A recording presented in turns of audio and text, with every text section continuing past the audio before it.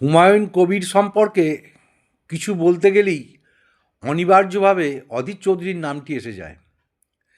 অধীর চৌধুরী যদি কংগ্রেস রাজনীতিতে না আসতেন, তাহলে আজকের যে হুমায়ুন কবির, তিনি হুমায়ুন কবির হতে পারতেন কি না যথেষ্ট সন্দেহ ছিল।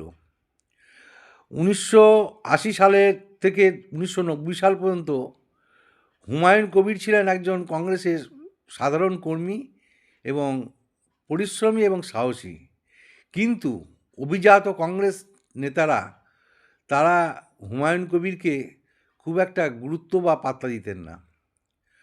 90-এর দশকে যখন অধীর চৌধুরী কংগ্রেস রাজনীতিতে আসেন, তিনি তখন বেছে বেছে যারা পরিশ্রমী এবং সাহসী তাদেরকে নিয়ে তিনি একটা নিজের কংগ্রেসের টিম তৈরি করেন।